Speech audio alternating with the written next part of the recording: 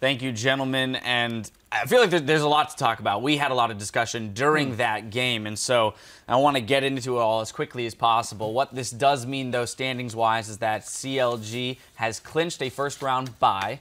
They're still not decided first or second. Gravity cannot get a first-round bye, and so we'll see how that... saying Seraph is a secret agent for CLG.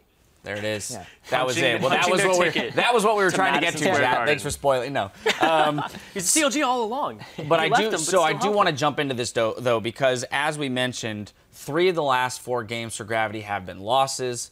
They do have this weird trend of losing on blue side as opposed to red. But let's really get into the weeds about why they're losing here, because we were so ready to call them the best team in North America, and that doesn't seem like a possibility anymore. Yeah, it's because...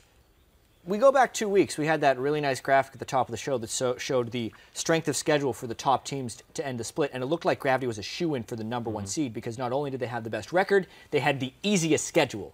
And the way they got to that point by beating the top teams is it felt like they were always playing to win, and they always had some type of edge on the opponent, whether that was from a level 1 strategy that sets the other jungler behind, whether it was from move tremendously playing on Nidalee, whether it was from being red side, doing some interesting champion swaps, fooling the opponent in champ select, and getting strong lane matchups.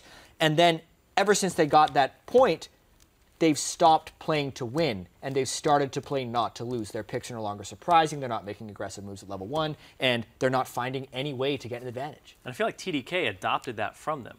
TDK pulled this swap where they had Kassadin and Aurelia, and you know Seraph plays Aurelia. They can swap it at the last second. They get the counter pick that they want, and then they dictated the pace of the game. Altec does so much for Gravity that when you have this many divers, Altec's never safe.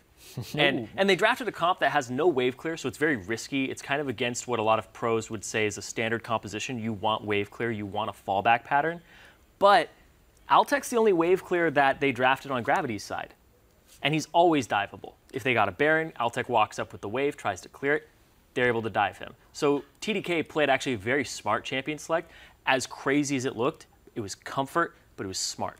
Well, I think the important thing to recognize here is at an elementary level, obviously, in League of Legends, you need an advantage in order to win, as we have discussed. And to Jat's point, TDK is now doing what Gravity was doing prior, right? A little bit, yeah. In a sense, you look at the last 2 games, because they only have 2 victories recently, but they've removed the constraints. They're now opening themselves up in terms of their champion pool and their options, their ability to create advantages. Yeah, I mean, this is a very exciting TDK team we saw this week in Week 9, because previously, once they got Emperor Ninja in there, it felt like Seraph was constraining himself to meta champions, supportive top laners, tank top laners.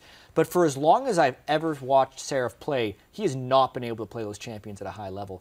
And they kind of unlocked him to play what he wants. The rest of the team took any handcuffs off. If you can play the meta champions at the perfect level for you, do that. But if you can't, this is clearly a better strategy for them to just play what they are good at and outplay the opponent.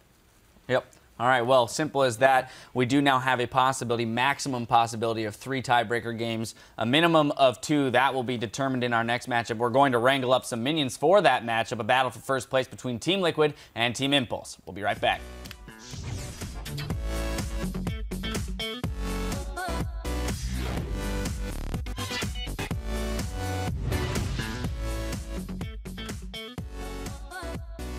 I hope. He's taking a long road here. I hope. He's taking a long road here. So he gets slow keen. There's the hook. He gets him. Ninja gets the reset. He's got to get them both. Driving. Then Lord. Drag us, 2 HP. Nice. Still a couple of trades as Elise knocks down Shen. There's a kill in from Thrash, and the battle still goes on. Seraph really cannot go down. They're going to look for Emperor. Keen tries, but he gets hooked out by Smoothie, the savior of his back line. A pickup for Draven. Team Dragon Knights ending Gravity's hope for a playoff bye.